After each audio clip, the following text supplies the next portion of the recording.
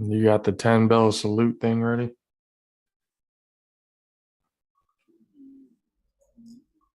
Mm-hmm.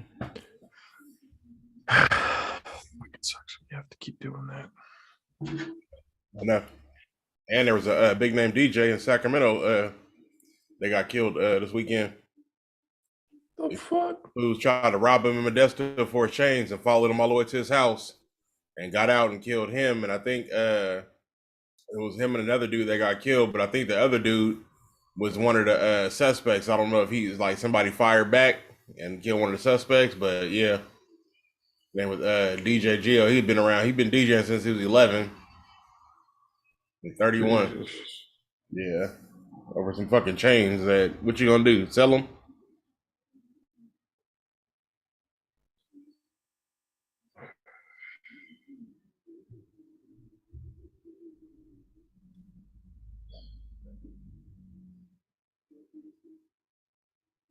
Still baffles my mind, bro. Yeah, shit is done, man.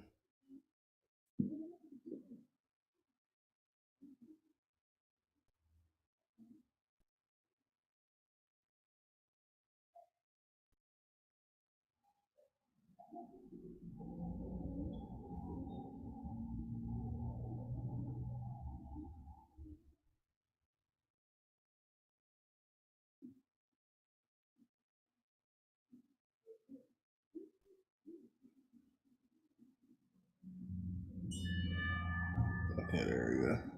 Yeah.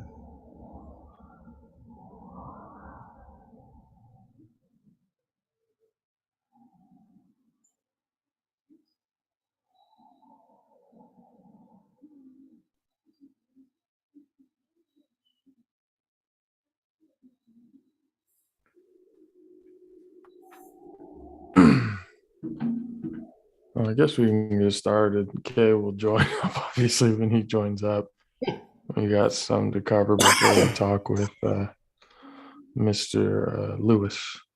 So, all right, let's get into it. And 5, 4, 3, 2. Ferrari and Charles Leclerc dominate the weekend. Adam Schefter and Gil Brandt can both fuck all the way off. Lakers are beginning their spring cleaning. Tragedy hits the NFL. And later at 7:30, we are joined by Mr. Baked Chicken Lewis, welterweight in boxing. Ladies and gentlemen, welcome to the All Pro JAFFOs. Another episode brought to you by Pernada Bros Productions, where we bring you the highly elevated sports talk for the highly elevated sports fan. I'm your host, JP. Alongside me, as always, the best DJ in the entire world, Mr. DJ Madsticks. What's up, good? What's good, people? I'm eating some lumpia right now. Don't mind me. Lumpia and He's all lumpia. happy. All good. And obviously joining us a little bit later will be Mr. 6'10 Beast himself, Mr. Country K. Again, when we talked about tragedy, or I just said right there, tragedy strikes the NFL. And once again, we're on a show where we have to address the passing of an individual, some old, some not. This one was sudden and kind of dominated the news airways and everything else like that, as well as it should, because again, this was something that just nobody saw coming. Dwayne Haskins passed away at the age of 24 years old. Quarterback for the Pittsburgh Steelers. Ohio State QB. When I saw the news, I was like, what happened? And then just seeing he was struck by a dump truck while walking on a South Florida highway. The police chief there said he was attempting to cross the westbound lanes of Interstate 595 when there was oncoming traffic, and from there, that's what happened. He was pronounced dead at the scene and everything else like that.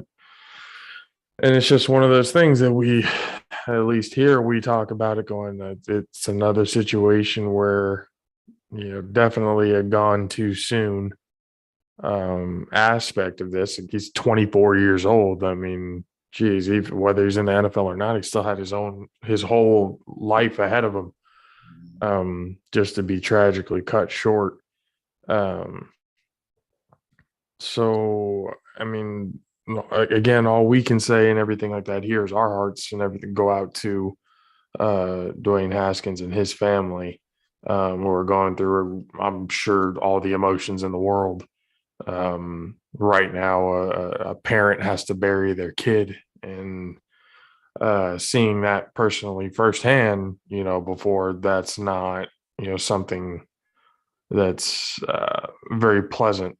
Um, Not only just to really see, but to even think of, really, because it's, again, it's a kid who had, um, potential and stuff like that to do great things with his life outside the realm of football and everything else like that. So I mean, say what you will and everything else about him, like during his, time in the NFL or whatever, that's still, and we'll get into that because that was just something that was absolutely asinine to even really fucking see. Mm-hmm. But before we get into all of that, we just again want to give our condolences to the Haskins family. And unfortunately, for another episode, we got to give our um, moment of silence and our 10 bell salute for Dwayne Haskins, gone too soon, age 24. Six, if you wouldn't mind, sir.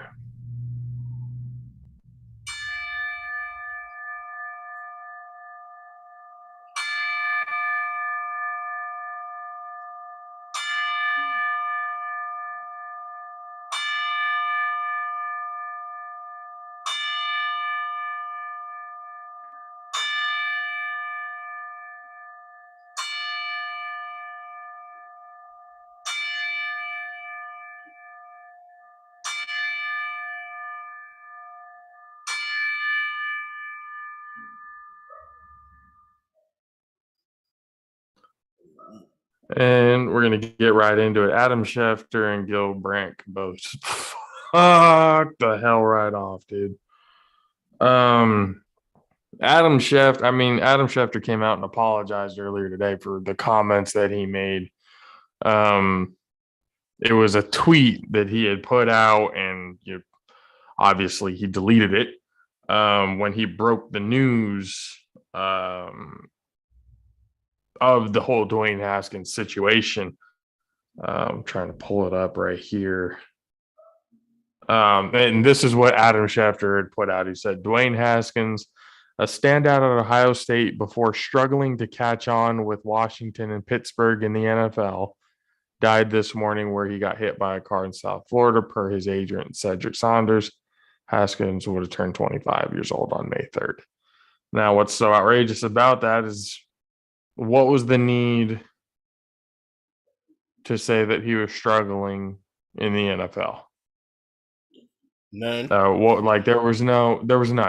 There was no need for that. Somebody just literally lost their life, and you're pointing out their struggles in the NFL. Mm-hmm.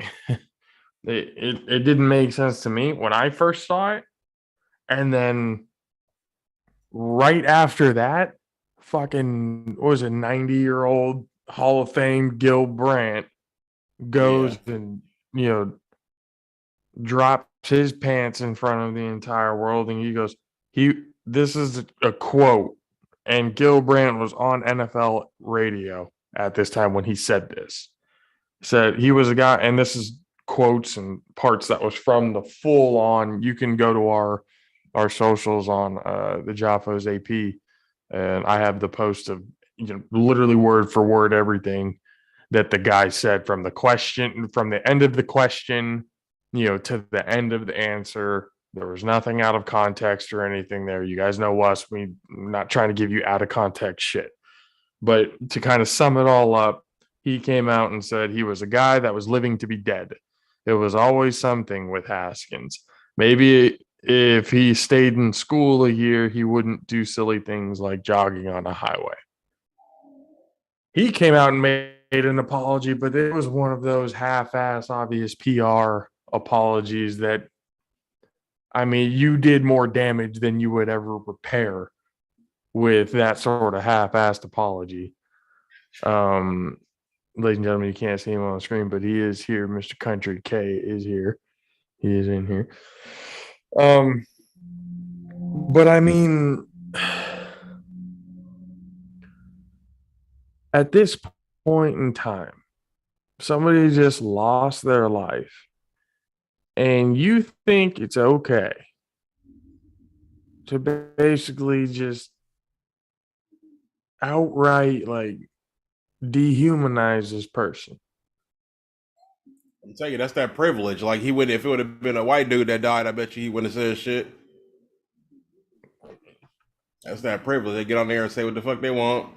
Like, these players are saying they nothing. Football players ain't nothing but just an entertainment package. Like they life, it just don't fucking matter. Like Adam Schefter always doing something. He always apologizing for something that he didn't fucked up and said or did, and you need to shut the fuck up.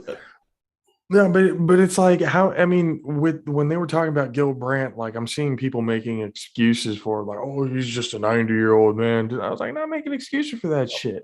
If you know he's that old, then he has a certain set of ways of thinking. Why the fuck do you have him on air? Mm-hmm. Why do you have him on a platform like this to be able to say some outlandish and stupid shit like that? Why? Because he's a Hall of Famer? So what? They're saying it might cost him his job. I mean, he's fucking 90. Oh, it will. Oh, guaranteed it will. Yep. For some shit like that. Unless when he died, we're going to say some insensitive shit about him. I mean, it's just kind of like one of those, like, why would you even stoop to that level? Like, why would you even basically saying he should have stayed in school and he wouldn't have made a decision? Like, really, dude? That don't make a fucking difference. I mean, look how many people graduated with degrees that do dumbass shit. Look at Ray Cruz. He went to school. Look where the fuck he ended up. In the damn trunk. Yeah. In the goddamn trunk. Wasn't that smart? I mean, you went to school, but shit, the trunk. You get a fucking. Well, I've seen, athletes back in the day and stuff. Like people would pass athletes just because they were good. Give them passing grades and stuff like that. It brought the team a championship or whatever. The teachers they didn't give a fuck about nobody's education. They cared about that ship. That's all they cared about. So I mean, I can completely understand if that was one of those situations. They didn't properly educate the kid. They kind of just fucking handed him everything, and no shit, they got in trouble. You gave him everything. So it's like, I mean, again, not all players and stuff like that end up going in that route, but that's a contributing factor to some of those situations. May not be the main factor, but it's part of it. I mean, this whole thing, I mean, it's bad enough that you have a grieving family now who probably, a good amount of them were relying on Dwayne, being in the NFL. And now they just lost, a mom and a dad just lost their kid. Like they have to go through life now knowing that they have to bury their kid. And this is the insensitive shit that you come up with? That you go and say on national TV, on a national platform? Adam Schefter is followed by millions of people. It's not like these words, aren't sometimes taken lightly. Like, no. Yeah. Go ahead, Kay. First off, konnichiwa, my people. I was in. I know you probably announced me, but conversations being had. on my end. One thing I want to say is the same thing Rick Ross said in, what was it, 2014? Was it 2013, 14, 15, right in that gap? Fuck them. Fuck them. Fuck them. Fuck them. Fuck them. Fuck all these haters. You can kill all your bitch. That's all I feel like. Fuck them. That shit's just wild, bro.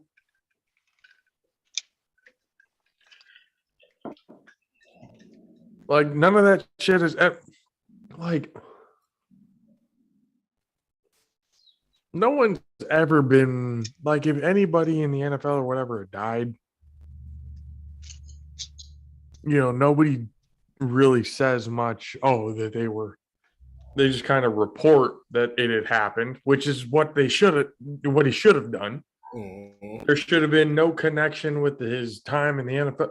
Like, you should have said Dwayne Haskins passed away at 24. That's all you had to report. And you go and do that. Mm-hmm. And like you said, Schefter's had a little bit of a history of just dropping the ball and saying some shit that didn't make any sense. And on some real shit, they need to go ahead and let us fill that gap. Because, I mean, it looks like he's out. It looks like he's out. You might want to go ahead and throw the JAFFOs in there, his time slot. Yep.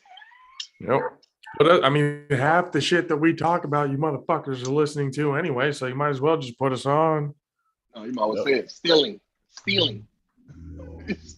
You motherfuckers are stealing. I'm going to be the first one on national TV on ESPN smoking a blunt while doing the show. I'm like, fuck y'all, that's in my contract. Snoop did it first. You got him pulled up. Yeah. Hey, if y'all had Snoop do it, guess what? Right. Shit. You're doing it too. Don't panic, it's organic. Don't panic, it's organic. Shout out to Larry Jones.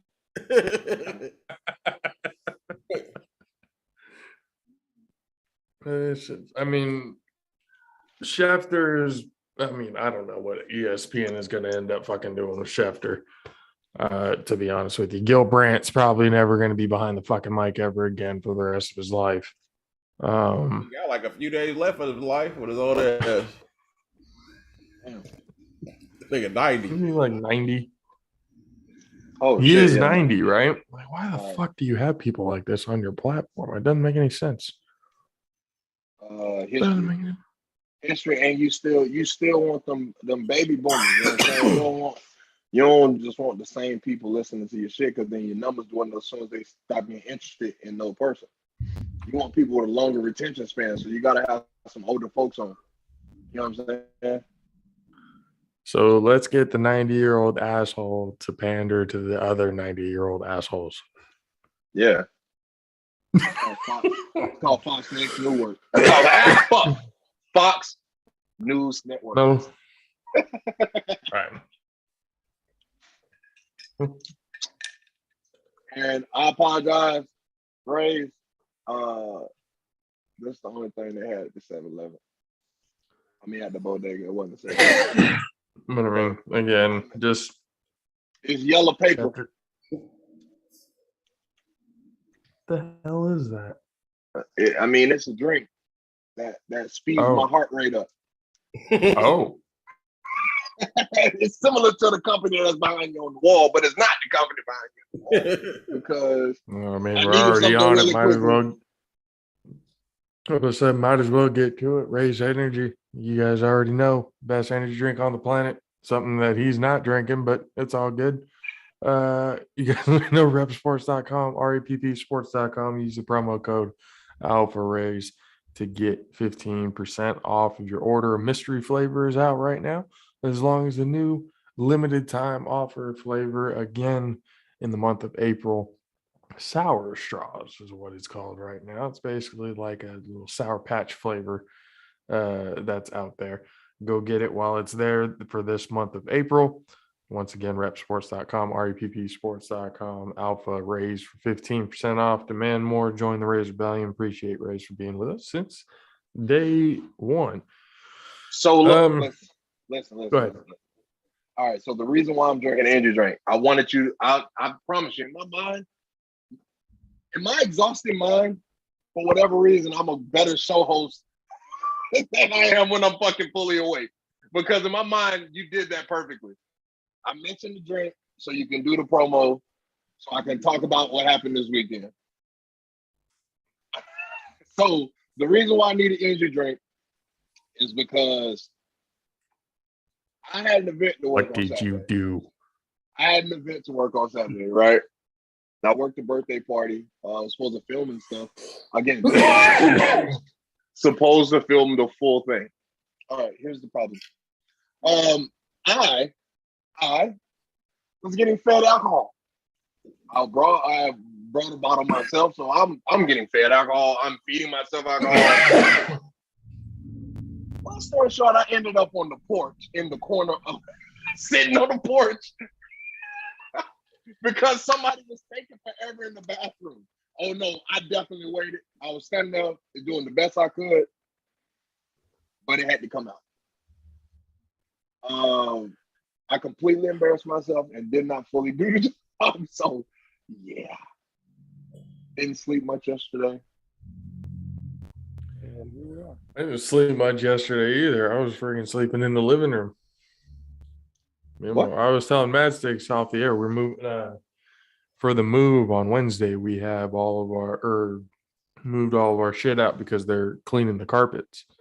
So we had to put our bed and everything in the living room. So now it's almost like we're living in a studio apartment. We got the kitchen, the bed, the couch, and the TV.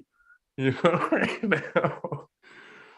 So we're out there in the living room, and then we got the fucking cats running around everywhere. They got nowhere they're running free out there. So we're just constantly waking up with a cat in our face going, "Hi, how you doing? We're awake. Are you? No, you motherfucker. We need to go to sleep." God, I'll be dead. I'll be dead. I ain't gonna lie to you. That cat. I mean, they stop after a while. After a while, when you go like fucking flick them on the nose, they'll go away. Nah, the hair. The cat hair.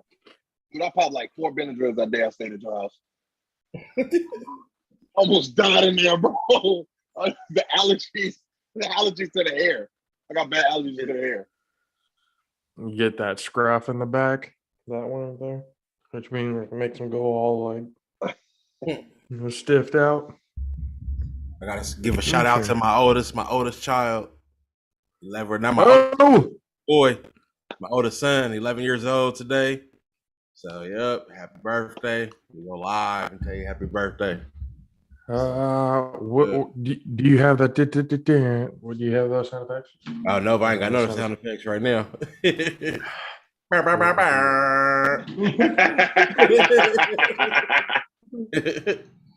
Yep. So 11, and then Wednesday, the little one will be 1 on this Wednesday. So they right 2 days apart. Yeah. Royal is gonna be 1 already. Yep. Where the hell has the time gone, man? Man, it flew by. Tell me. I'm like, man, I went by way too quick. Y'all had the party for him this weekend. Yeah, we had right? a party yesterday. Yeah, there was supposed to be a dual party, but Rhythm got sick, so he couldn't even go. So they had to call all those people and cancel. So like we had hella food leftovers. I took some up to Trader Joe's because we had bought like 100 and something tacos. We like had basically kind of catered like beans, rice, chips, salsa. Damn. So, yeah, so we gave food away. I took up some up to Trader Joe's and gave them some tacos last night, and but yeah, that was cool. It was cool. It was nice. Like for me, like I'm always one of those like if people don't show up, it is what it is. Whoever was there was meant to be there. That's how I look at it. Yeah, but yeah, it was cool. Yeah. So yeah, birthday. What happened the night before? You said you barely slept too. Shit, I was up to like 2:30 in the morning, so I went to go pick up the cake. So my boy, I learned how to DJ. That it kind of mentors me in DJing. And he's the one. My boy that died is his brother. So I always go down there. He live on the south side. So his wife, she's a head baker at Nugget in El Grove. Shout out to Okay. Stephanie Carter, head baker at Nugget Market. Mini Cakes on IG. Check out Mini Cakes. She'll get you right. So we got all of the stuff from there. We had just paid her. So she made all the that's all custom made. All them cakes and stuff was all custom made by her. So yeah, she did all that shit at the house. Yeah. So yeah. And so me and him, like we chopping it up, listening to music, smoking, had a few shots. And then my boy, it was funny because earlier we talked about my boy living in Arizona. He barbecues. He just barbecued for the Cardinals. Oh Like, shit! Yeah, he just barbecued for the Cardinals, for the Rattlers out there. Yeah, so he gets down like on the briskets and stuff. I told him I'm gonna challenge him though, because I think I could beat him. And what's funny is he learned to barbecue from my grandpa. Oh shit! Yeah, so it's crazy. So he wanted ribs one day for his birthday, and my grandpa made him something, and he's always been intrigued about barbecuing since then. And that was hella years ago, and now he has his own like rig, and he does all these events and stuff now. So yeah, but he came through and he had this pen. It's called a Luca. So it's basically like it's like a pen. It's almost like a glass pen, but you can put your cartridges on there, so you can smoke your cartridges on there, or you can change the tip, and it becomes the little heater for the wax. For the wax? Yeah. So he put that on there, but there's also this tube that you can attach to it a bone. So we so you inhale it like you inhaling through the bone, but you coming through the wax, and it's hella smooth. Like you just fucking mad stitch. Till you exhale, and it's like, oh shit! And you sit there. I had like 2 hits. He had one that was called that shit is called Crystal. That shit is like just crystallized THC, like shit, like pure crystal fucking meth. Right, that's how I felt. I ain't gonna lie to you, they do be going to Thunder Valley out there now. Hella funny, yeah. So I was out there stuck, and he was like, you want to hit it again? I'm like, no. I'm like, see, we already here in the South. You ain't got that far to drive. I'm like, I gotta navigate all the way to the north with all these cakes and cupcakes in my car. Hey, you said it's called a Lika or a Luca? A Luca, Lookah. They're like $50. They're like $50, yeah. Like hookah, but with a Luca, yeah. Okay, But yeah, the you reason can why I hook asked that. like your regular cartridge up to it too, and just smoke out your regular cartridge, or it has that thing for the dabs. And yeah, I was high as shit. I got home at like 2:30. I was like, fuck. So by the end of yesterday, I was just beat because I had to because I had work that day before I went over there. So I worked 9:30 to 7 that morning, and then went over there to 2:30, and then up doing a party yesterday. So yeah, it was an event thing. Yeah. Yep. That's it right there. Bro, my uncle, Hey, my wife's uncle, fucking showed me that same thing the other weekend. That's what it is. Yeah, so that's what it is. You can do or or just your regular cartridge. Bro, that shit hits. Yeah, dude. And especially if you get that tube and hook it up to that bong and like do like a bong rip, because you just inhaling it. It's like, it's not like you just inhaling like weed, like you inhaling this wax, this pure shit. So you taking fat like a regular bong hit. And then so I was like, ooh, like And then the next day I woke up just high yesterday. I was just like, fuck. I didn't want to get up. Like, I see why. Right. I was like, man, smoke something called Crystal. Right. Hey, Tupac would have been mad in the bitch. He like, oh, nice. That ain't so nice. That pussy, nigga. No, I'm joking. Yeah, that shit was good though. Yeah, that shit was just like pure, just like white THC. As long as it didn't have you like Smokey and Friday. Hell no, I wasn't in Debo chicken. I remember making it home because then I got home. Then I had chilling in the chicken coop. Right. Then I had to like take all these damn cakes out the car like 2:30 when I got home. So that took another like 10 minutes, like 6-7 trips to the car. Early. And you got to be careful. You got to walk light. Like fuck. Yeah. You gotta walk light. And look, so I was letting y'all say all the things, but I wanted to plug myself because I bake too. I'm just saying, y'all can go to the Country K63. Y'all see the link at the top. They go to Country Desserts. I bake too. I do my little thing. I ain't like old girl. I ain't like old girl, but I do my thing. I just want to throw me in there because y'all was throwing everybody else in there. I've actually seen that profile and I was like, what the fuck? I could have gone to K for the fucking wedding cake. I could have. Damn. Oh yeah, because you saw the double layer cakes I was doing and shit, the little number cake. Yep. I figured that's what the one that saw. I saw that and I was like, damn it. I was like, all right, that's fine. That's fine. That's fine. I told y'all, I said, y'all tell me what y'all want, I'll make y'all something so y'all can see what I've got going. Did you tell us that before? Yeah, like when we first, that was like year one.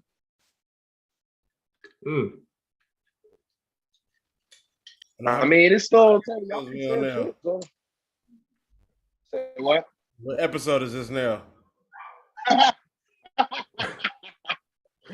129. Okay. Why?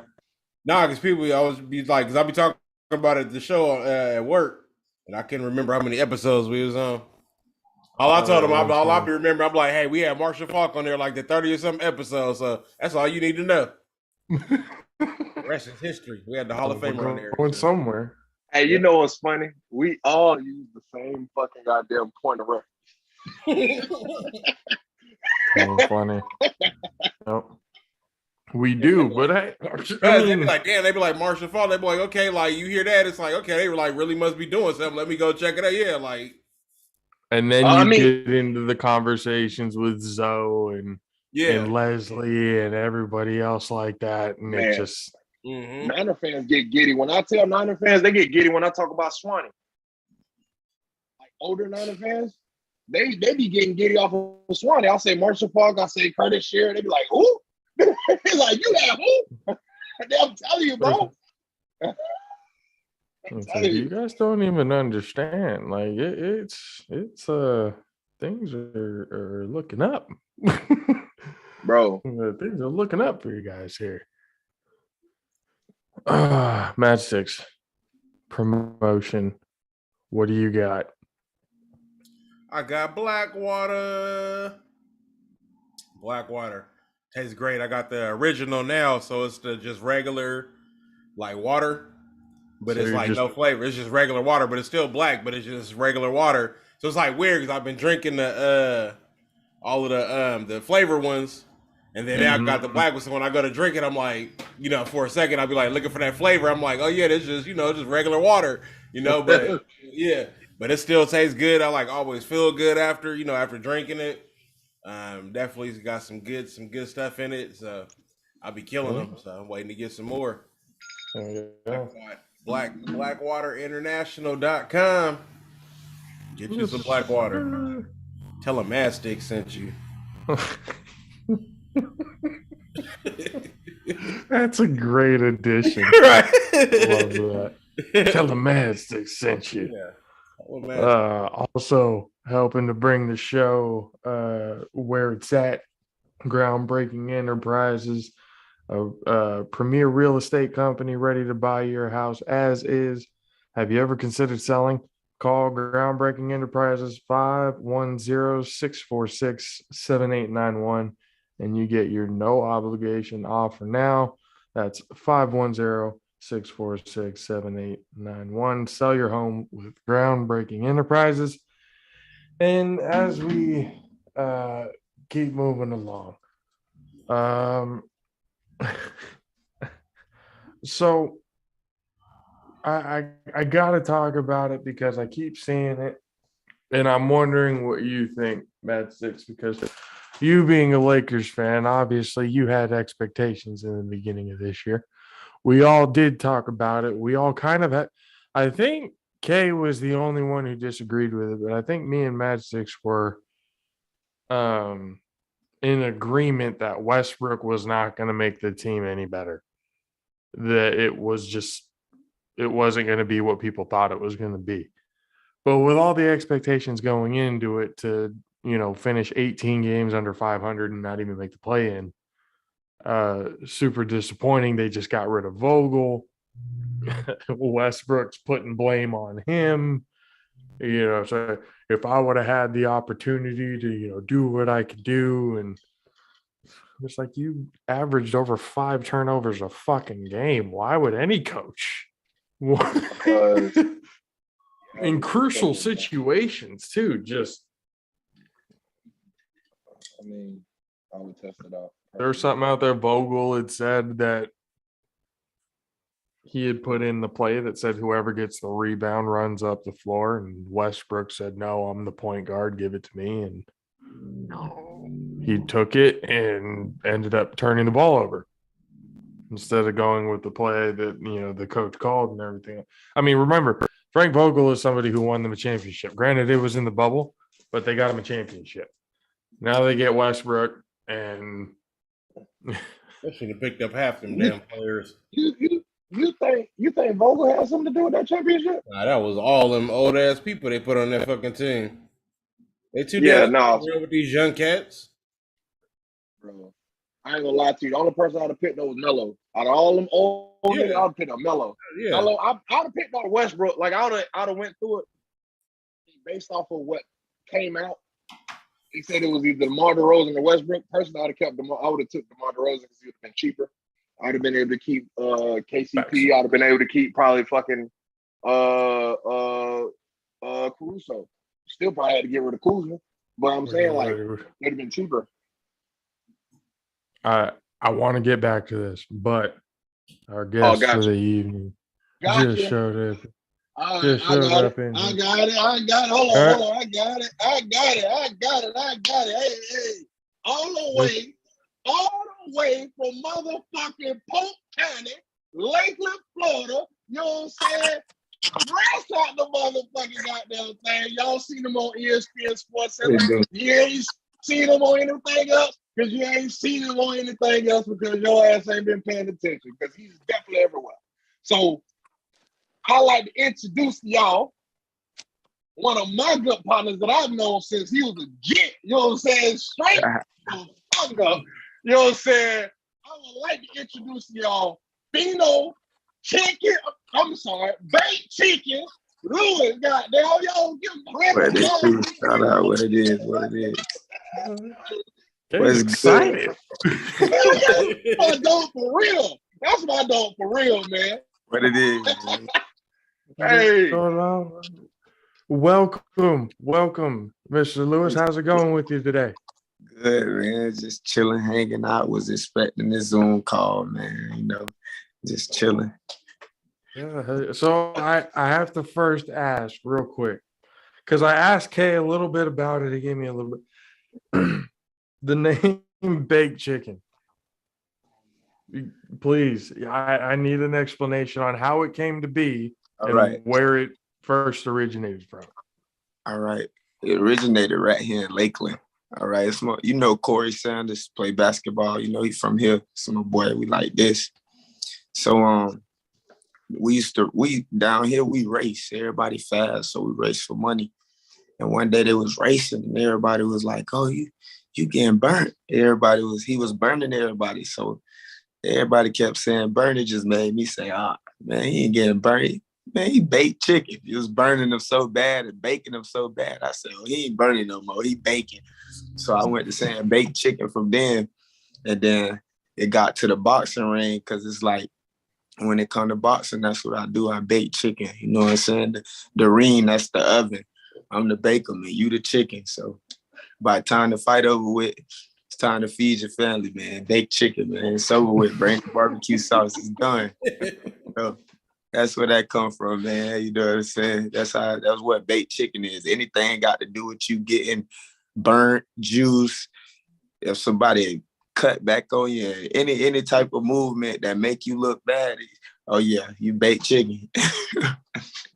So that's where that came from, man. Oh, that's a Kay made it seem like it was a universal thing that was said and it just kind of stuck with it. No, you were the actual. I said bait. Getting bait. What he said was the description.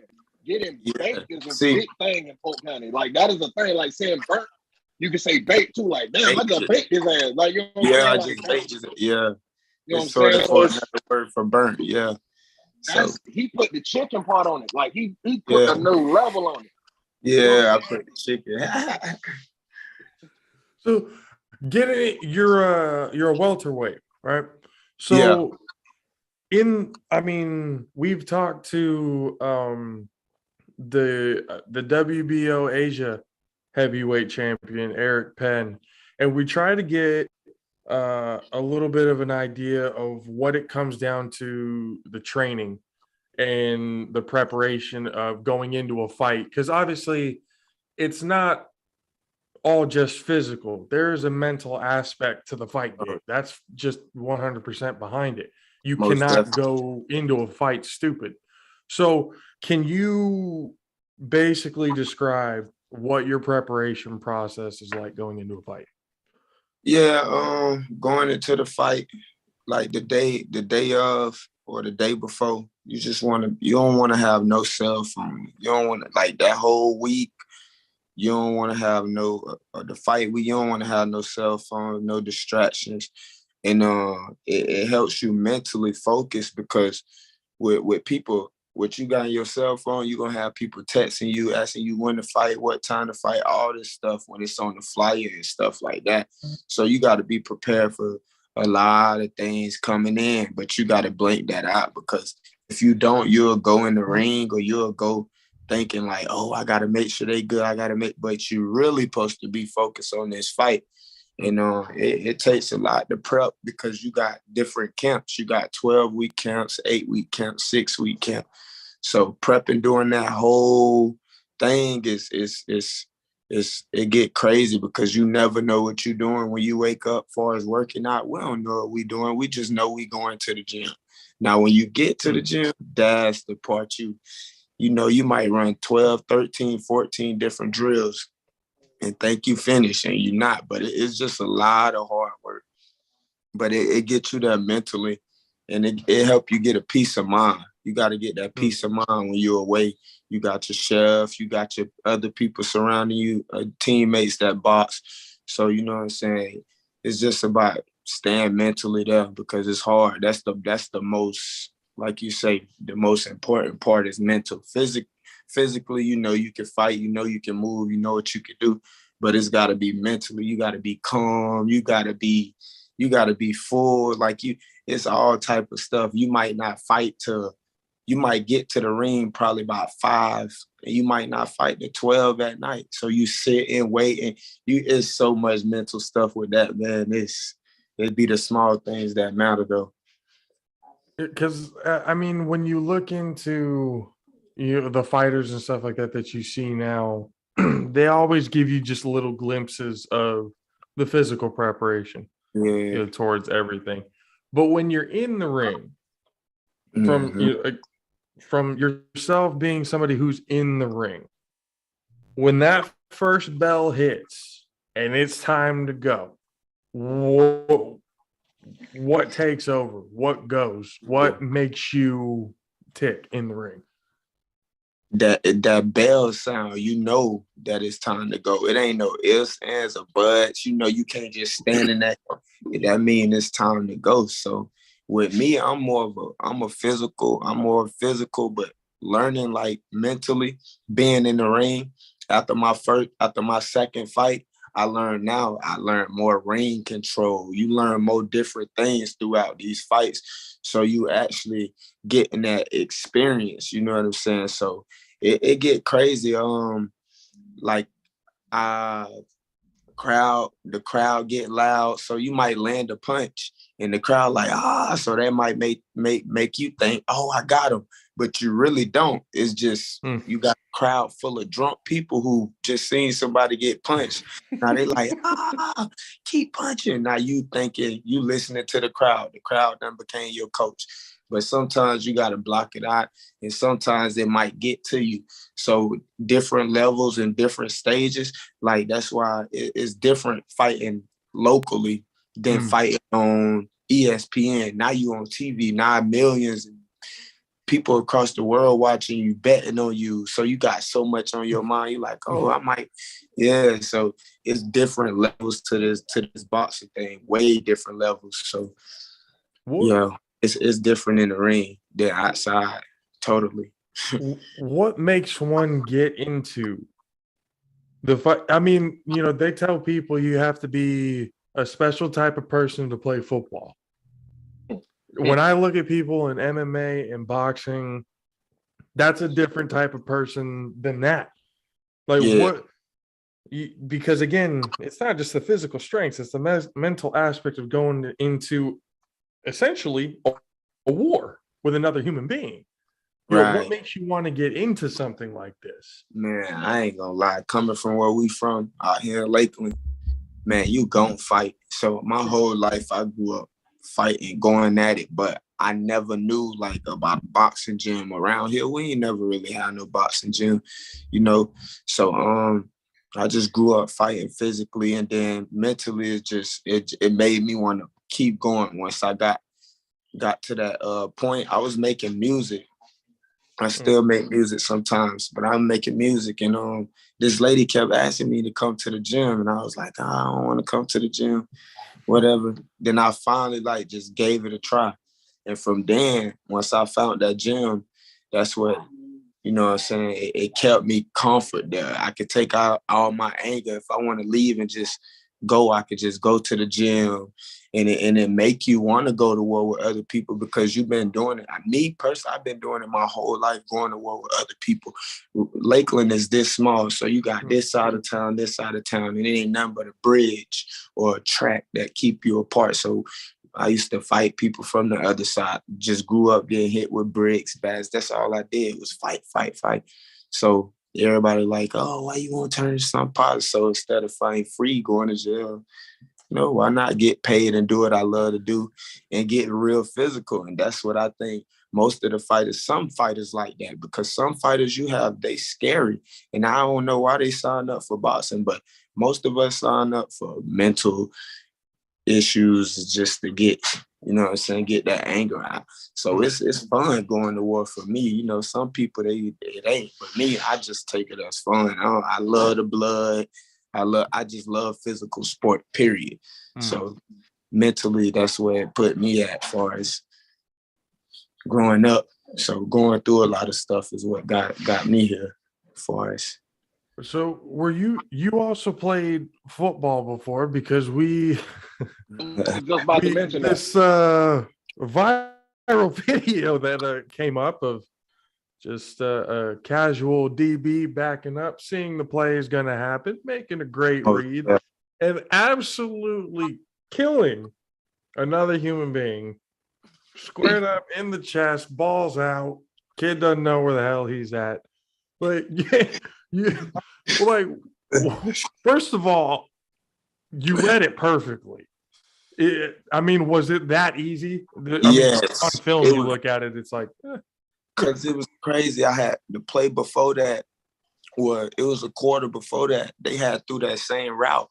The first time I hit him low, and when I hit him low, they was like, oh, you soft, you weak, number 5, da-da-da-da. But I was really trying to hit him low because I see you defenseless, I could kill you. So like they just kept talking and talking. So when I seen the play again, number 14, I always watch my wide receivers. They don't get the catch on my side. So when they come on my side, they talk or get mad. So he was coming to the sideline. He was like, man, he was arguing pretty much with himself. So it let me know he wasn't getting the ball. He came off the line so lazy to the point where I'm like, and when I took them extra 2 steps back, I just seen it coming. So it just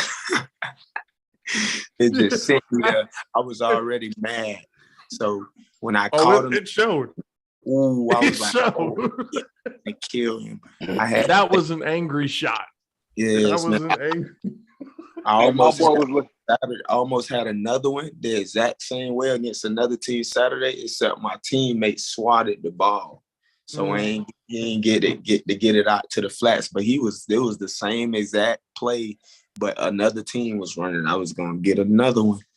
My goodness. I heard the crowd just like, oh. That's how he was. Wow.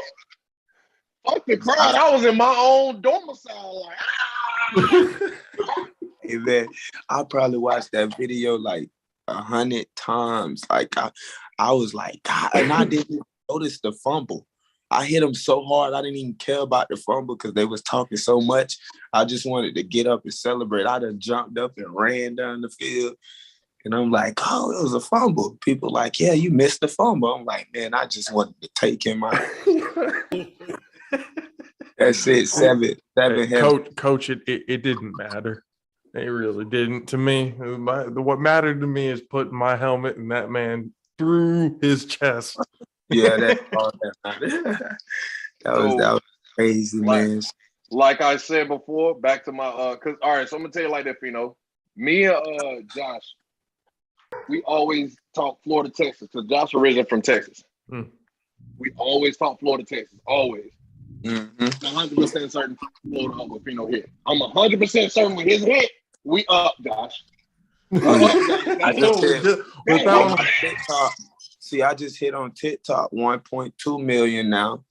And then you got the ESPN, the Sports Illustrated, then you got Sleece, then you got Overtime Season, then the dude Thad Boy. Then there's so many other people that shared it that did not even tag me. So it's just like, I don't even know how many. Then on Facebook alone, it got like 16.7K with other people posting it. It got 2, 3, 4K. So it's so viral. I don't even know how many views it actually has. Millions of unaccounted views that is probably there for that, because I'm sure there were people that I'm just going to watch this over and over and over again. Yeah. Because this was absolutely just brutal. So you make the transition. Was the transition from football into boxing? I mean, obviously that was relatively easy, going in and then growing up and everything else like that. So now at this point, what are the goals looking forward? Obviously people, have the dreams on world champion, everything else like that. But when you talk about like a day by day goal going into your next fight, going into any situation that you go into, what is it that you aspire to do? What is it from here on forward? Well, mentally here, I feel like you say, as far as the world champ, but just prepping. You know what I'm saying? Prepping before every fight, taking everything day by day. At first I used to rush my mind to feel like everything's right there so I can do this in one day. So I started to now just break things down step by step, day by day, and just be more patient. Because when you rushing, it'll make you overthink. It'll make you overwork as well. You might be overworking yourself and not really knowing. You like, I ain't overworking because you want it so bad. Yeah. And that's how I be sometimes, to the point where I overwork to where I have to recover. So right now, I'm trying to learn how to not go work out and recover. Because once you start boxing mentally, you're gonna want to work out. When you just sitting down like now, I might want to get up and just go to the gym or get up and run. It's just like that so mentally, I'm just preparing for each fight slowly and just game planning. As far as football, I'm doing the same thing, but I'm staying more cautious with football because I don't want to get hurt. So, and then that'll mess up my actual career. So I'm in recovery mode right now. I'm fighting June 17th at St. Pete Clearwater at the Marriott off of Roosevelt. And that'll be a Hall of Fame event. So all the boxers who's getting elected in the Hall of Fame, maybe Tarver, Roy Jones, I don't know who's getting elected this year, but they're most definitely going to be there. I had Camacho and all the other ones at my fight, Chad Ochocinco. I've seen a lot of people. So that's what it's about this year. And then networking and getting more on the media, getting my stuff out, just more exposure.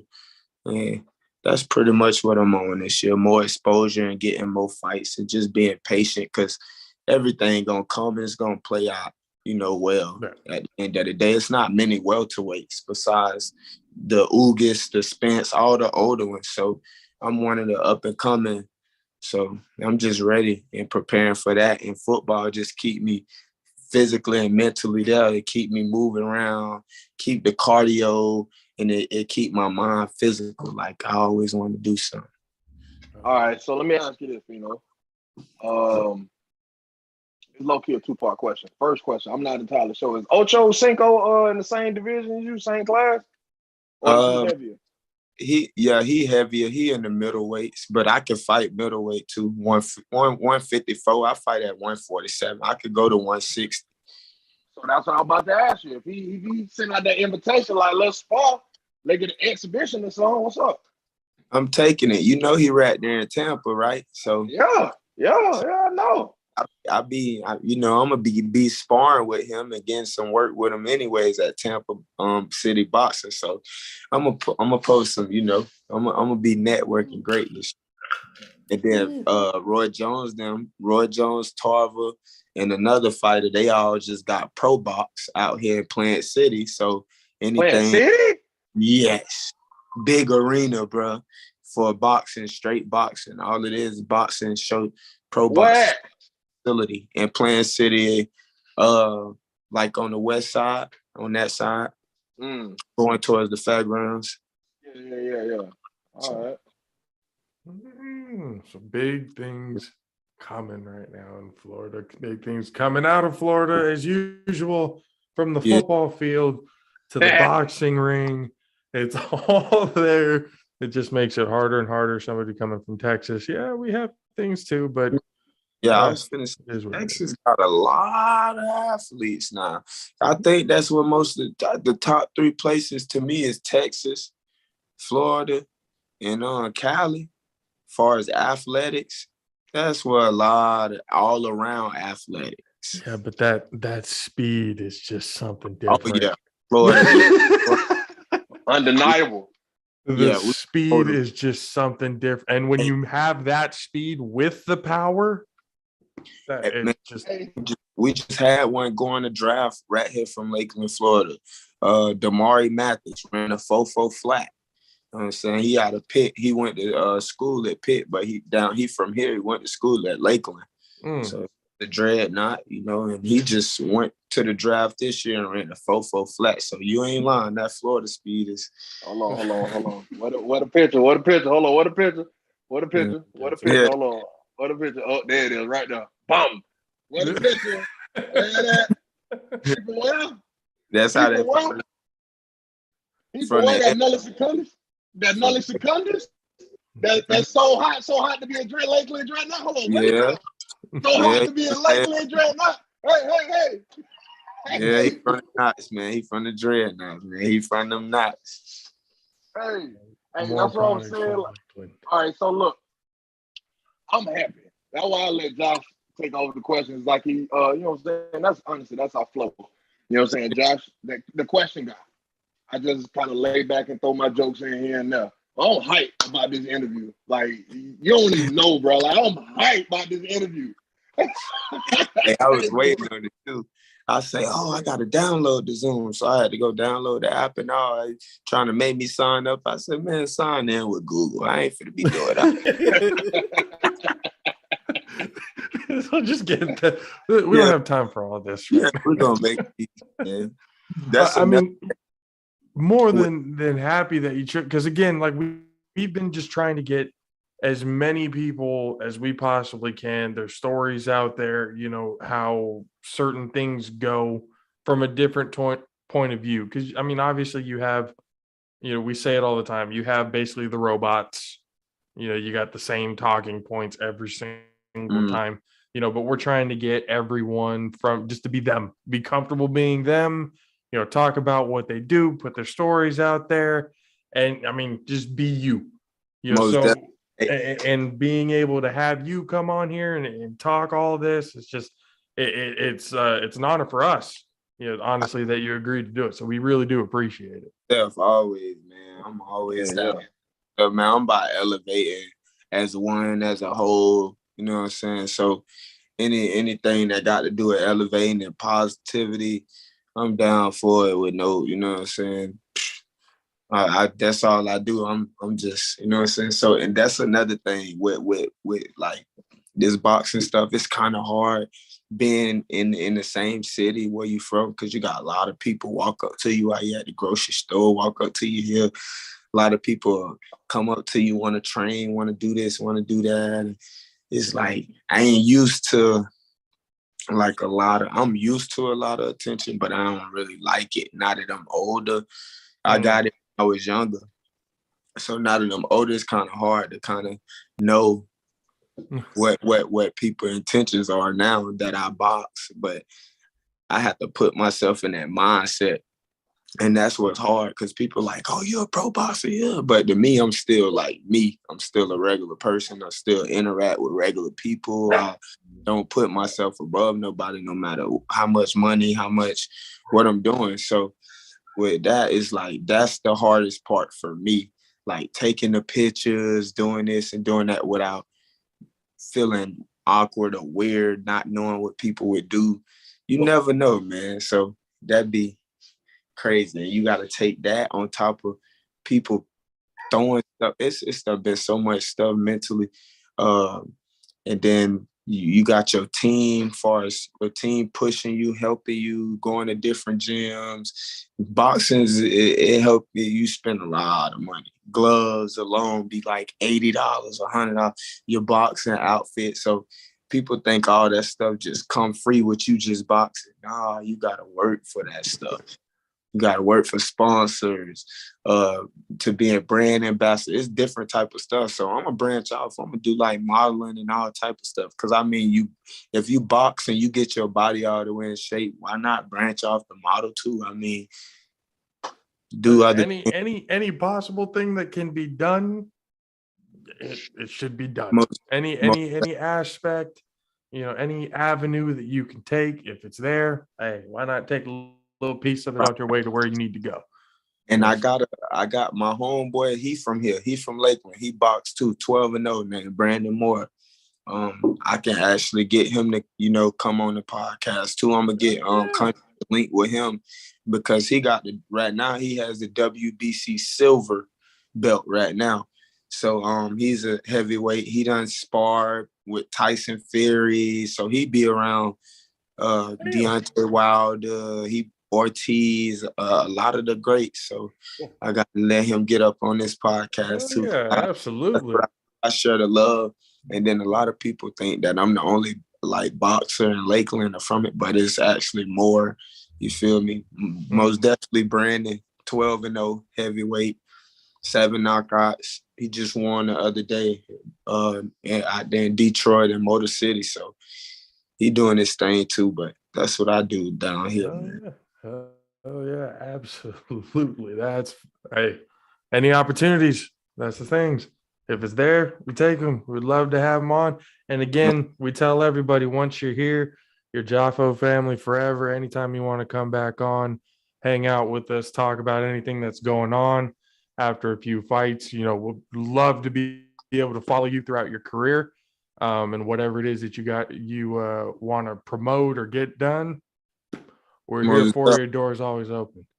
Y'all got like YouTube channels, Instagram, everywhere. Yep. I'm gonna send you everything. As soon as everything is done, I will message you all the handles. Most definitely. So I can follow and we share, promote, get everything going. If let me get me a couple of screenshots real quick. Yes. Boom. Okay. Yeah. Country. Hey, look. Hey, Country, the only one that ain't get one. Hey, all right, got you. I got you. There you go. Look. Fino. Hey, look. So look, Lewis.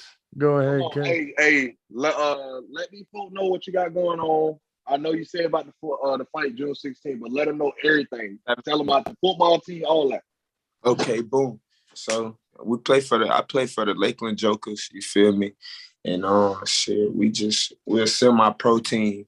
You feel me? We trying to get bigger, travel, do more things, network. So we just pretty much the only team out here in Lakeland. Everybody support us, everybody come out. But man, I say without that team, it'll be more violence, more crazy stuff going on. But I'm glad we you know what I'm saying, we got it together. We pay $150 to play. Some people they get paid to play, some people they don't, but it be a lot of scouts out there too coming out. So we play every Saturday most of the time at Duffield. Man, so everybody on the team got something going on. They, you know what I'm saying? Some people working, some people chasing a career, some people trying to get to the CFL, some people are actually out there to know. But we 4-2 right now. You know what I'm saying? But we got the best defense in the league, goose eggs. With that hit I saw, I'm not surprised at all. Yeah. One defense league. We done allowed the fewest points throughout the whole year from any team. The most that been scored on us was just this Saturday, which was 10 points. Other than that, we done beat a team 50-0. They quit with 12 minutes left in the fourth. We beat another team. We was beating another team 30-0 in the third quarter. They quit, but we was hitting. That's the team out. We was hitting so hard, but we come hit you hard. We hit hard. So we got another team was being 26-0 and they quit. But our defense, we the Lakeland Jokers. So you know we the dark side. That's what we call the defense, the dark side. So everybody know about the dark side. You come to the dark side, you might see light. But it ain't the light that you want to see. It ain't the end zone. It's the upper room, man.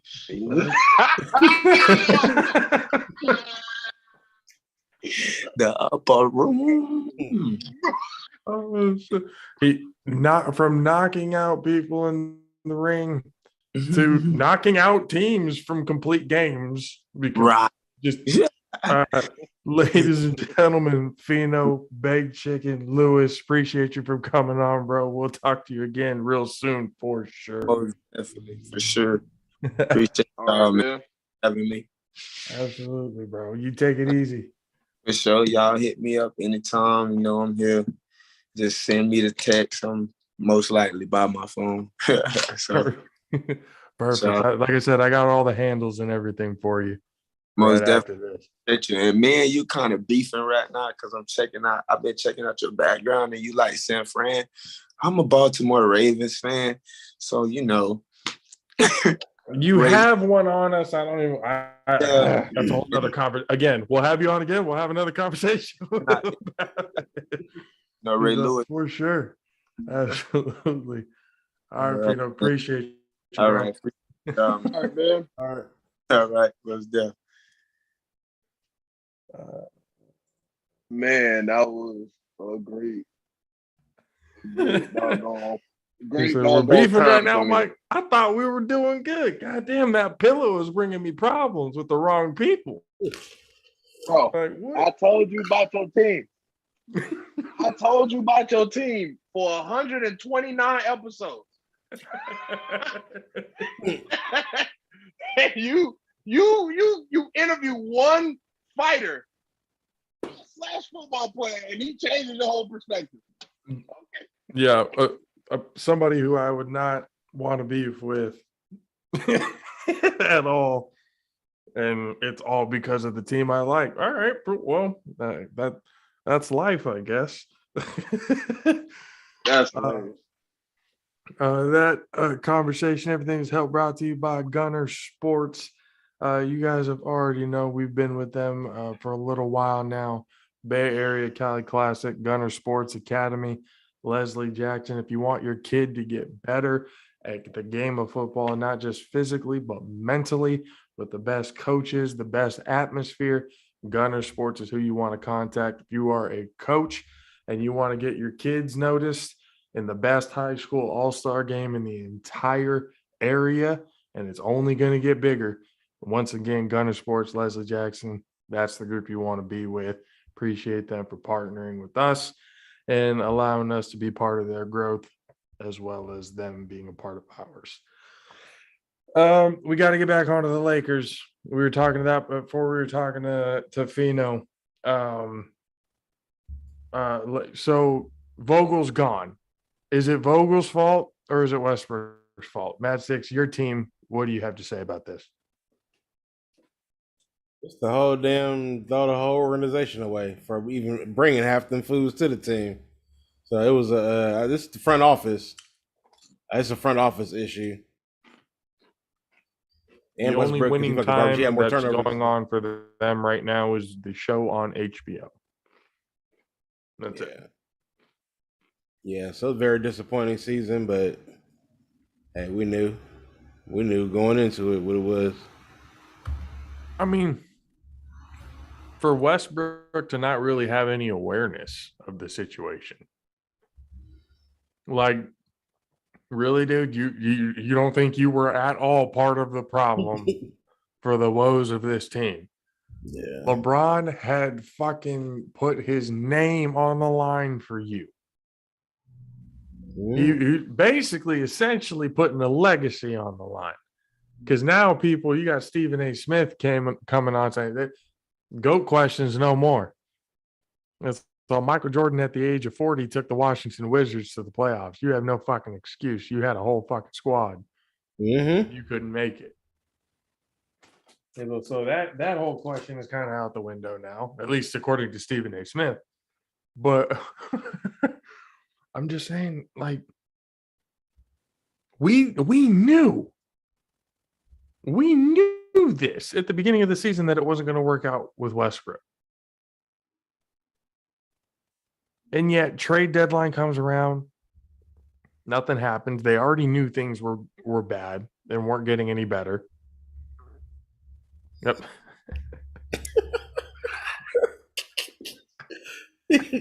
So I gotta put this out there for me. I gotta add it to it. That's the entire Laker organization right now. Sitting there with a finger in their nose, bro. Just chilling. That's little rhythm. Okay, I actually got to hand it to you, bro. I love how when you put pops in the back. Oh my god! It took so much of me not to just start busting.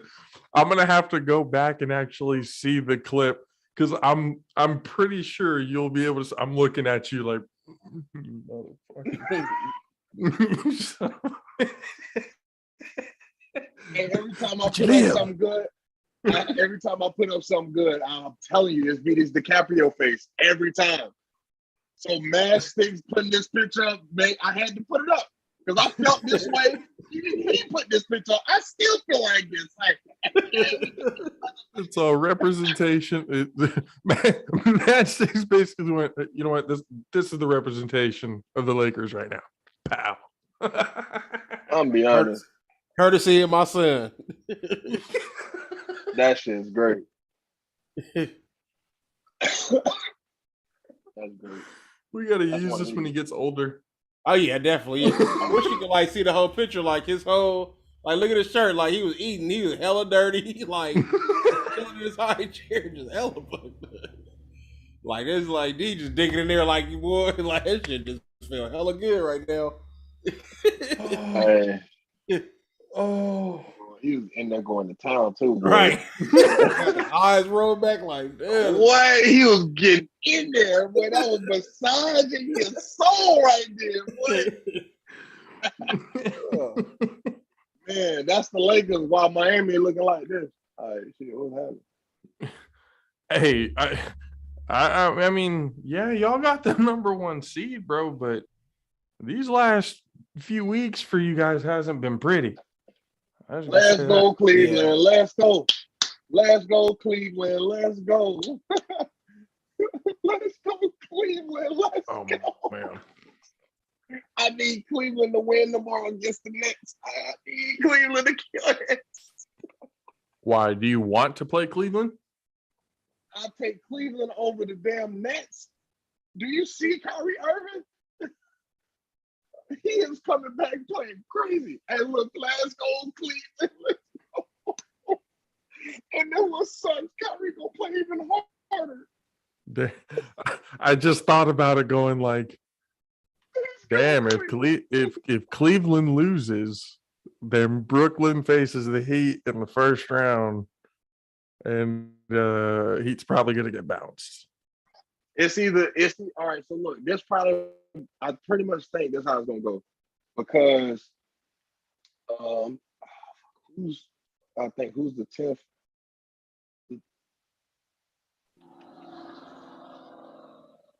I'm going to the spot score right now because I'm trying to figure out what's the seating. Because the way so regular season is over with. Just for the plan. So right now, like I said, the Cavs and the Nets are playing 7th to 8th place, and 9th and 10th are the Nets and the Hawks. So, I mean, not the Nets. I'm sorry, the Hornets and the Hawks. So the way I'm envisioning this right now, right? I need the Hawks to doggone win because LaMelo Ball get nice. I feel like we could beat them, but Jit nice. You know what I'm saying? I need him to go ahead and chill for one more year because he's still in the East. And my Miami Heat is in the East. I need him to chill for one more year. So I need him to just go ahead. I don't need no more experience gained this quickly for you. You're entirely too big. You're entirely too skilled. Go ahead, go to the house. That's what I need from him. So I need the Nets. You need the Hawks to win. I need the Hawks and I need the Cleveland Cavaliers to win, which is asking a lot for both teams. I'm asking for God to come into work today. And the next 2 days, I need God to put his hand on this. Yeah, how it's going to turn, it's not going to turn out as well as you think it will. Hey, look, I personally, I seriously feel like your hatred. No, I feel like this is the perfect time for the pessimistic psychiatrist to be out right now. Because this is one of those situations where you can see it coming, and there's nothing you can do about it. No, that's kind of hurting. I know. First step is denial. You gotta now accept it. No, the steps have already been taken. I don't took all the steps, and I was playing Drew Hill when I was doing it too. 5 steps by Drew Hill. I was playing that exactly when I was doing it. So I'll tell you right now. Steps. Eternity. Yeah, that's the song. That's my jam. You know what I mean? So I definitely went through the process. But now I came back to being a fan, and I'm hoping and praying for the athletic gods that everybody talks about. They got to be there somewhere because they always talk about basketball gods, football gods. Talk to all of them. Give me the football with the U and the little asterisk. Give me the doggone baseball, soccer, tennis, racquetball, doggone drag car racing, doggone F1. I need it all. Give all the gods come together in one meeting, one setting, and hear me out. That's it. That's all I ask. Come together and hear me out. And they're all going to look at you and go, no. That's what you want to happen. That's what they said to you for your nanas. That's exactly what they said. They looked at us and went, not yet. They hit you with the smooth. And they look at the Cowboys and go, no, I ain't do that. I ain't do that, coach. Ever again. I ain't do that. Wasn't me. Not this time. And we look at the Bucks and go, enjoy it while it lasts. No, that's you. That wasn't them. Because they would have let Brady. They would have let Brady go into the sunset if it was them. I'm going to tell you that right now. Dude, they're gonna let Brady play until he's 55. I don't care. As long as he's in Tampa, long as he stay in that sunshine. He doesn't like his kids too much, does he? Hey, bro, chill out, bro. No, I can't allow that. That's too egregious. That's a lot too egregious, man. Nah, I saw a lot of the memes go like Tom said, "Fuck them kids, I'm coming out of retirement." That shit was funny though. I felt like that shit was high level, but that shit was funny as shit. Oh shit. It was comedy. It was comedy. Oh, I mean, no, Shefty fucked up on that one too. He broke that shit way too soon. See what I'm Should have saying? never happened. Come on, man. Come on, man. Look, he got to understand how the doggone put things in the doggone question for him. Like try to make it a hypothetical. Like what does he got going on? You can hypotheticalize all the damn time, like we do, and shit come out to be true, and it's like, oh shit, like yeah, that's what happens. Hey, but You we're gotta be right in tune. more often than we're not. That's what I'm saying. Just Like saying. Mastix, he right for being a Jets fan part time because the Jets finna be good. People really not understanding. The Jets finna be real good. I'm serious. Don't give him that false hope. Oh, did I say Dallas? Did I say Dallas? Did I say Dallas? Either one. That's his true number one. No, that's his true number one. That's true number one's the Jets. His true number one is he traded. He just swapped it out. It was a swap. Wow. He's asking to trade everybody for that shit's hell funny. The Jets are going to be bad again this year. No, I don't know where you getting that from. I bet you they finished better than your Niners this year. Oh, I want to see the bets on that.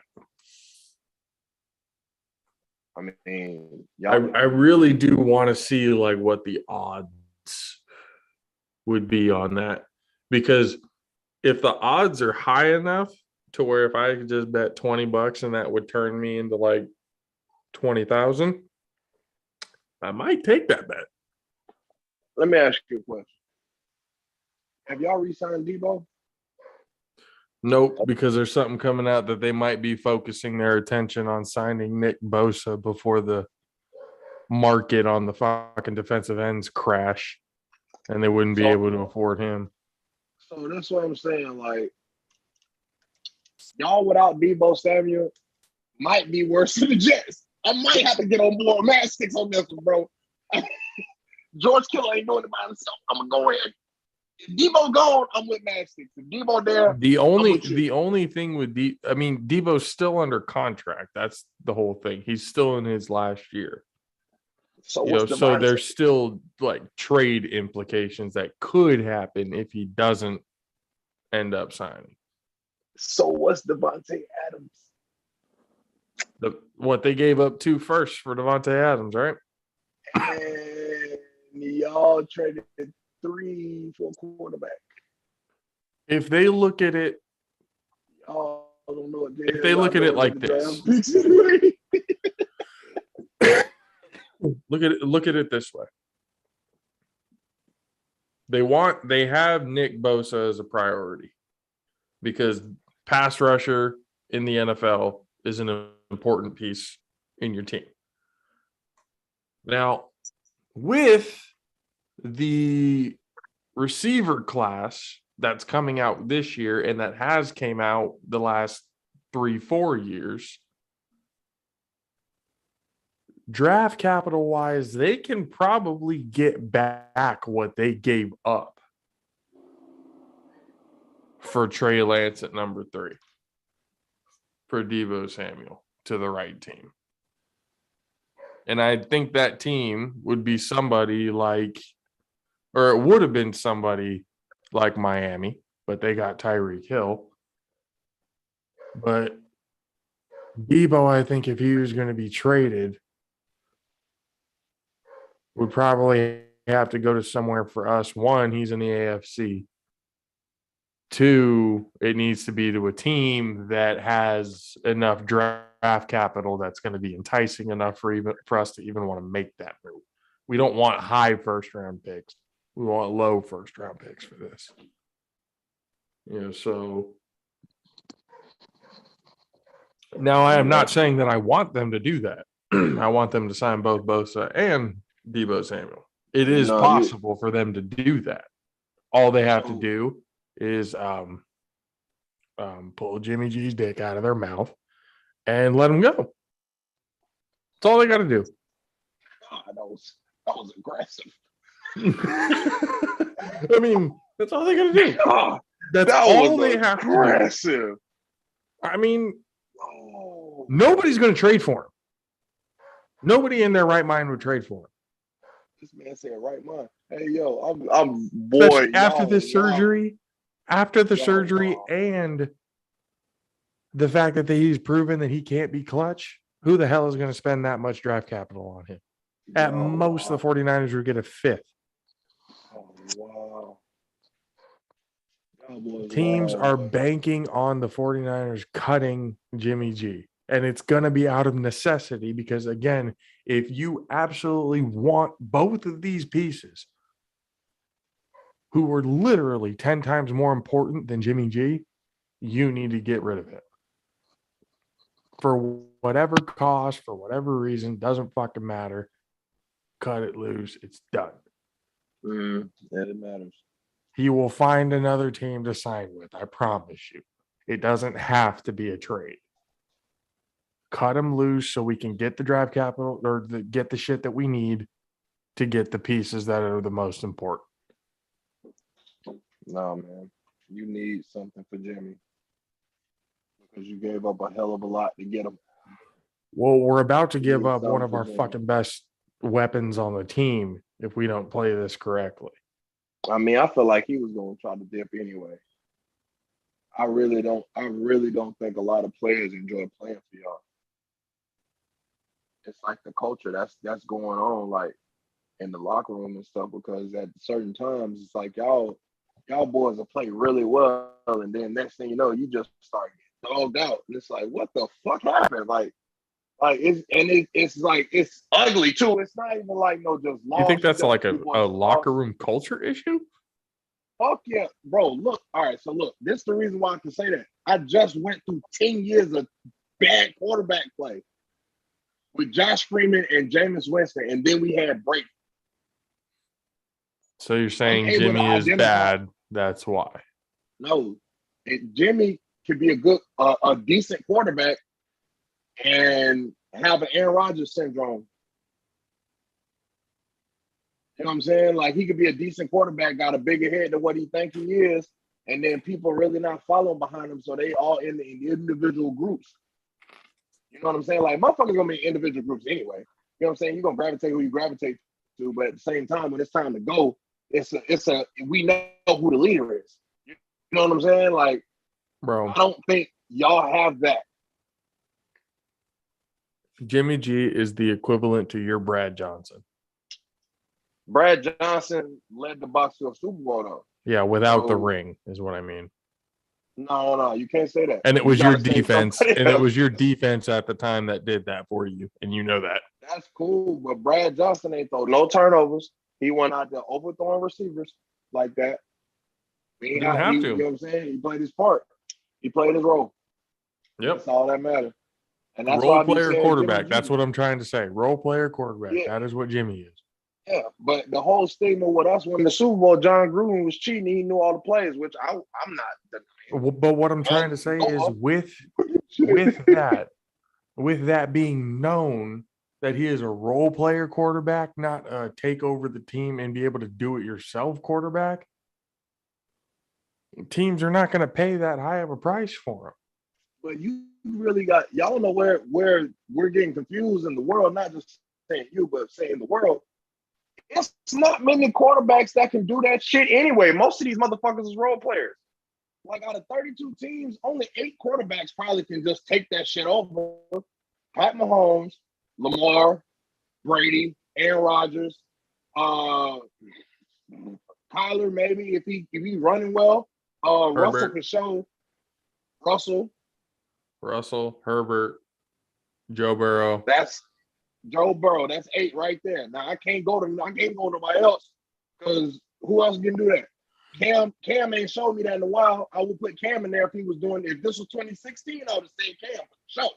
You know what I'm saying? Because he won the MVP in 2015. You know what I'm saying? Like, I'm be honest, there's nobody that can really just take the fucking game over. Because Dak ain't learned that shit yet. You know what I'm saying? He ain't learned it yet. Plus, honestly, he ain't really got the receivers in the camp to really be able to do that shit, to be all the way real with you. Hey, Oh, hey, when did man, Day same sign thing with with the Jimmy fucking Houston. Dallas Cowboys? What a bull? When did Day sign with the Dallas Cowboys? Oh, That video, I still watch that video over and over again. fuck you telling? The comparison is beautiful. That shit hit my head like a fucking train. Why When would I you saw that post shit, you going up against hurdles, not people, hurdles? well, I mean, the hurdles make sense because it's the width. I'm guessing he's saying the width on the release. You know what I'm saying? Because the receiver ain't gonna just. I mean, a DB ain't just gonna let him just run his route. You know what I'm saying? They're gonna make him like go outside and inside. So that's probably why you got the hurdle based off of trying to give somebody DBs because I did thrash his ass. throughout the league looked at that and went, "Oh, it's over. We can press him all day and it's no problem. He ain't going." I ain't gonna lie to you, CD. This how you gonna end up looking. If that's really how you release him, big dog, I ain't gonna even count with you. I ain't gonna even count with you. I ain't gonna count with you. This, you gonna look just like this. That's Jalen Ramsey.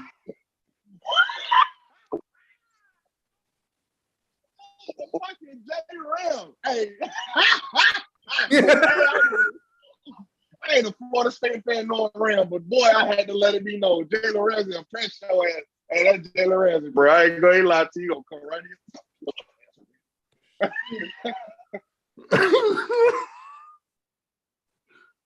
Oh still man, got worked out in the Super Bowl though. why does Amari Not much Cooper look a little bit better after that video? I don't know why. No, the hell you start smoking. Right. I'm tripping. Like, how the fuck that come about? Amari Cooper still don't play Saying, half like, of his games. It's like, damn, at least I know when Amari Cooper's trying, he can run better routes off the press coverage than that. Hey, look, one thing I say about Steve though, he gonna give 100% of his 100% of his effort every game. It might not look good though, but he gonna give 100% effort. That's not all what you can ask for from a player, to be honest. Is he going to be like the Trayvon Diggs of the offense? Hey, I seriously feel like at certain points in time, you turn off your camera like instantaneously, and we just think you're there. Because he gotta be drinking some shit or something, man. I don't get it. Like he has a couple of big hits, but then the rest of them he gets like burnt. So that's just basically CD. Like he has a couple of good touchdowns, but the rest of the time he's nowhere to be found. Hey, you do remember Jett almost broke the interception record like this past year, right? Like he was getting his ass whooped, granted, but he almost broke that shit. You gotta give him some kind of credit. Just saying, man. Just saying. I mean, here's what it is. NFL season's coming up. And I'm gonna be honest, I'm not really looking forward to it. I'm not inspired by what I'm seeing. I'm not, because nothing has happened. Nothing at all. Nothing at all has happened. So we apparently have everything that we need. We're good.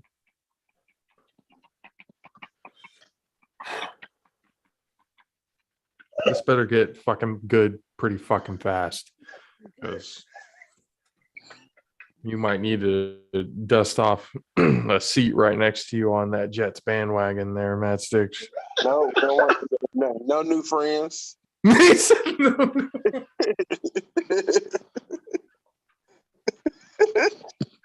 So go back with your Bears, goddammit.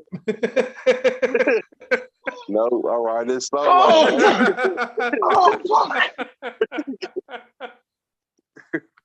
He said you got to pick another bottom feeder. Yep. Oh shit, the Jaguars. Yeah, you have to be this petty about your team to ride this ride. So no. Yep. We don't want no Niner fans over there. Y'all stay. Hey, can y'all just imagine another one right on their other hand, on their other finger? Just imagine another one, because that's about to happen. They about to get another one, both of them. So Looking you just hope. like that. Ain't no hope. I'm telling we from LeBron dog on East. We from the LeBron NFC, boy. I'm telling you, ain't nobody gonna be able to. I don't care nothing about the Rams. They got shit. Matthew Stafford still throw picks. I'm telling you that that shit is not changing. It never will. Matthew Stafford threw 2 picks in the Super Bowl. He almost lost that bitch. And Donald saved his ass because they were gonna thrash his ass. They was gonna tear Matthew Stafford ass up if they lost. I swear, I was waiting too. Oh my God. We'll see what the new season brings, but we know now the NBA playoffs are coming up. The play-in is coming up. Formula One just happened this weekend. Just quick update on that. Charles Leclerc, the Ferrari driver, absolutely fucking dominated the entire weekend. He got his his first ever Grand Slam, which means he won the pole. He got a pole win, which means he won the race. He had the fastest lap of the entire race, and he led the entire race from start to finish. He never gave up the number one spot. So he gets his first ever Grand Slam of his career. Verstappen, his car fucks up and he doesn't finish the race again for the second time this season. And Mercedes is starting to look a little bit better coming into this week, and so does McLaren. So again, it's a long season. So all these cars are going to finally get back up to date to where they should be, and some of the players that and racers who should be in the top seeds are going to be showing their faces around there again. So Red Bull and Verstappen said, don't get their shit together. That world champion title could be on the line. So we'll see in the race of this coming week. And next week we'll have sunshine. This week he was cooking dinner and was tired of shit from his work, so he just wasn't able to come on and talk his shit earlier in the show. He might be able to come and talk about it on Wednesday, but we'll see. But again, social media handles, you guys know the JAFFO's AP, Alpha PvP for Pernod Bros Productions, CEO or PvP founder, CEO, Country K 863, DJ Matt 650 150, the YouTube channels Pernod Bros Productions, as well as Facebook, JAFFO Sports on Instagram. Be able to follow us, like, subscribe, share, tell everybody else what's going on here. We build together, we grow together, be a part of the JAFFO army. We will see you guys next time. Will that be Wednesday? I don't know. We'll see what the moving situation and everything else is, because there's a lot going on. There might be another episode just the week after that. We'll keep you guys posted and updated. But nonetheless, love you guys. Appreciate you for hanging out with us. Fino, Big Chicken, Lewis, shout out to him coming hanging out with us. Appreciate him for that. And once again, rest in peace to Dwayne Haskins, gone way too soon and had a whole career ahead of him, and tragically came up short. So much love to everybody else. Love your families, love your friends and everything else like that, because it could all be gone in a moment. No point in hating each other. Share the love, spread the love. Appreciate you guys. We'll see you next time. Deuces. Rest in peace to DJ Gio, Sacramento legend DJ, killed for no reason for some fucking chains over his chains this weekend. So some dumb shit. They followed him all the way from Modesto to his house and shot and killed him over his jewelry. Like, just some hateful ass people out in this world now. So shout out to dude, been DJing since he's 11 years old. He's one of the best to do it here in Sac. Shit, DJ, he did it for Mozzie, Tyga, hella artists. So. Some shit needs to change. I don't know where it starts, but we need to figure this out as a group of people, because we're losing way too many talented people way too fucking fast, for no fucking reason other than just sheer fucking stupidity. So again, love each other, take care of each other, And we will see you guys next time for JP, Country K, DJ Mad 6.